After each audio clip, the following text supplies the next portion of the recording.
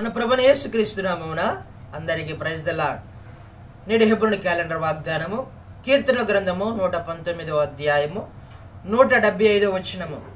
నీవు నన్ను బ్రతికింపుము, నేను నిన్ను స్తుతించెదను, నీ న్యాయ విధులు నాకు సహాయములగునుగాక. భక్తుడు సెలవిస్తున్నటువంటి మాటలు. కీర్తనకారుడు నీవు నన్ను బ్రతికించుము, నేను నిన్ను స్తుతిస్తాను అని ప్రాధేయపడుతున్నటువంటి మాటలు మనకి ఇక్కడ చూడవచ్చు. నన్ను బ్రతికించాయా, అప్పుడు మిమ్మల్ని స్తుతిస్తాను అంటే దేవుడు చేసినటువంటి మేలులను, దేవుడు చేసినటువంటి ఉపకారములను మరిచిపోకూడదు. ఇక్కడ మనము చూస్తే ఒక భక్తుడు మనకు జ్ఞాపకం వస్తాడు. ఆయనే మన దావీదు గారు. నా ప్రాణమ యెహోవాను సన్నిధించుము, ఆయన చేసినటువంటి ఉపకారములలో దేనిని మరిచిపోవద్దు అని అంటా ఉంటాడు. తన ప్రాణముతో అంటున్నటువంటి వాడుగా ఉన్నాడు. ఆయన చేసిన ఉపకారములలో దేన్ని కూడా మరిచిపోకూడదు.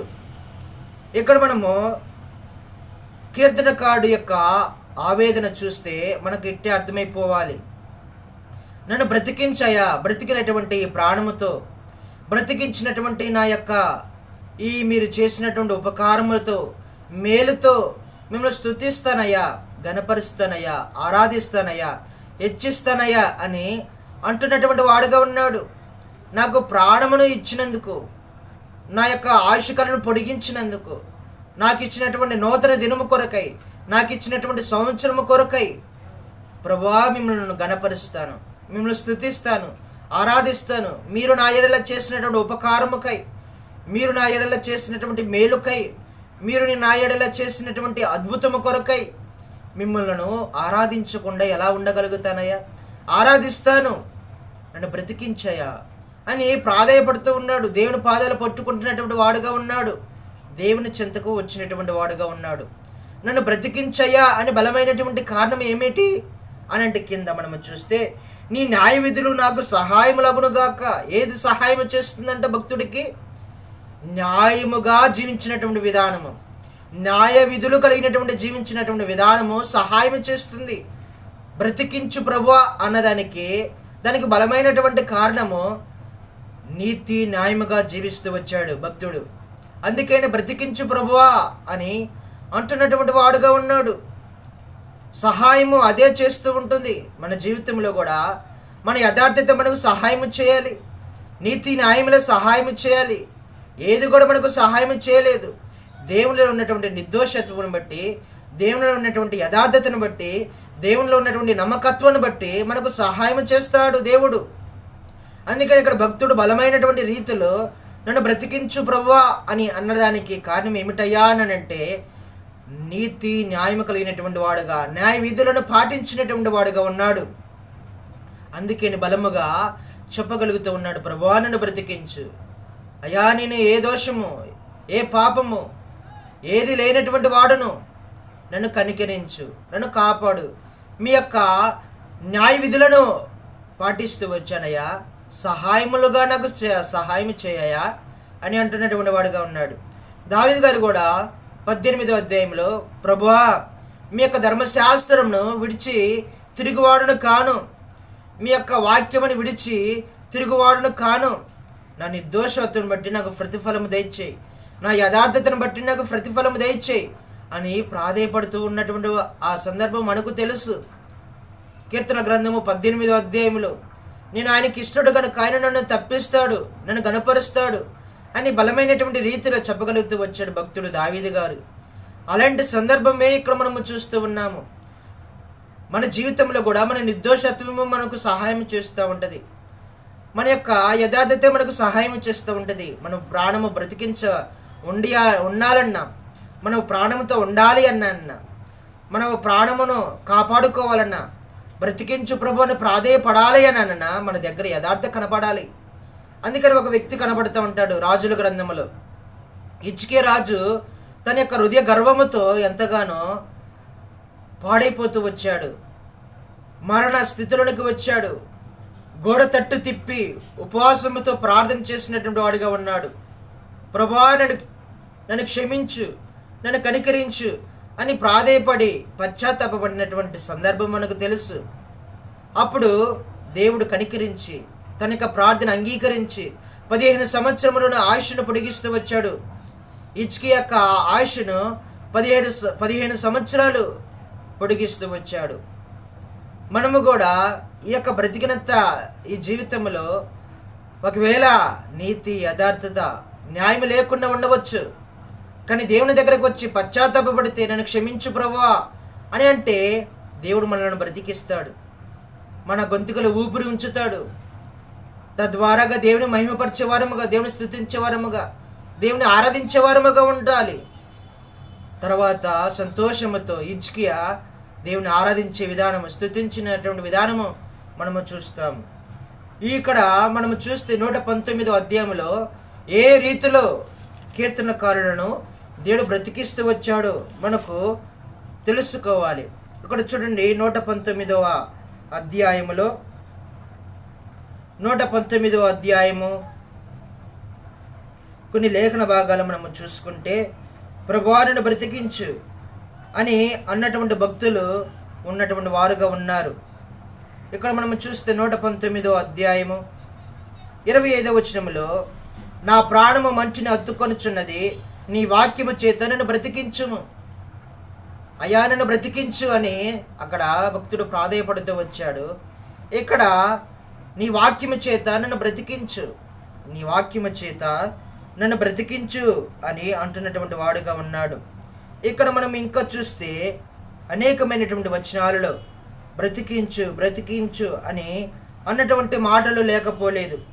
119వ అధ్యాయము 50వ వచనంలో, నీ వాక్యము నన్ను బ్రతికించి ఉన్నది, నా బాధలు ఇదే నెమ్మది కలుగుచున్నది. నీ వాక్యము నన్ను బ్రతికించి ఉన్నది, ఇదే నా బాధలో నెమ్మది కలిగించుచున్నది.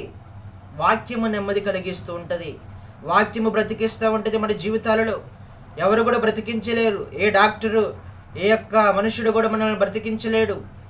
కానీ ఒకే ఒక్కటి బ్రతికిస్తూ ఉంటుంది, అదే వాక్యము. ఆ వాక్యమే మన జీవితాలను నెమ్మదినిస్తుంది. అదే మనల్ని బ్రతికిస్తూ ఉంటుంది. మన యొక్క ప్రాణములకు జీవంనిచ్చేది, మన యొక్క జీవమును పొడిగించేది, ఆయుష్కాలను పొడిగించేది, మన సంవత్సరములు పొడిగించేది వాక్యమే. వాక్యమే మనల్ని బ్రతికించేటువంటిదిగా ఉంటుంది. ఇక్కడ మనము చూస్తే ఇంకా 119వ అధ్యాయములో 119వ అధ్యాయము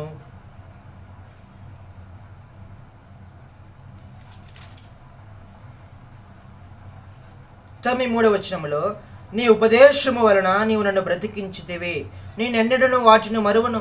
ఉపదేశం వలన బ్రతుకుతాడంట.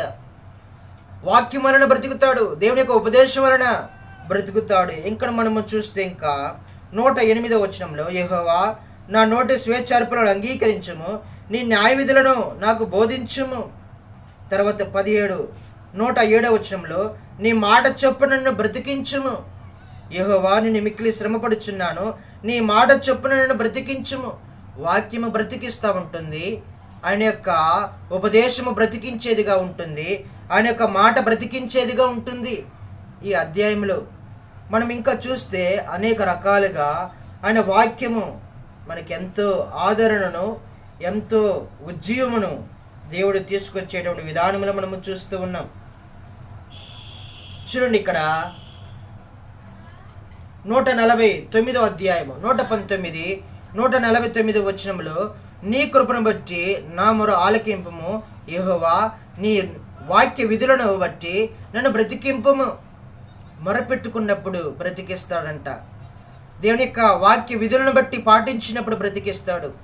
దేవుని యొక్క అడుగుజాడుల్లో నడిచినప్పుడు బ్రతికిస్తాడు. దేవుని యొక్క స్వరూపములో ఉన్నప్పుడు బ్రతికిస్తాడు.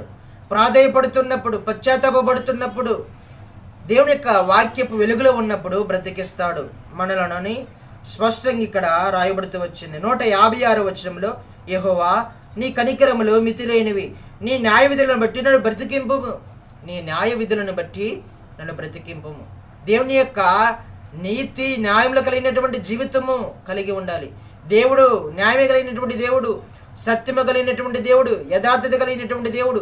ఇవేమీ లేకుండా ప్రభువా నన్ను బ్రతికించు, నన్ను మన్నించు అనంటే ఒకవేళ దేవుడు క్షమిస్తాడు.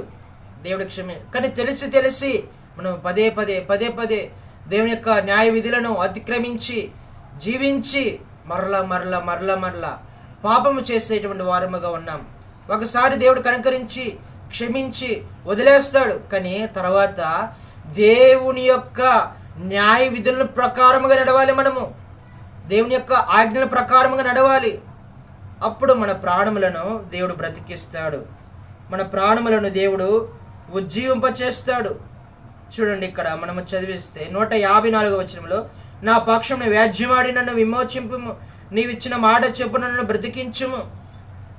వ్యాజ్యమాడేటువంటి దేవుడు, వ్యాజ్యమాడేటువంటి దేవుడు, మన పక్షాన వ్యాజ్యమాడేటువంటి దేవుడు, మనలను విడిపించే దేవుడు, మనల్ని బ్రతికించే దేవుడు.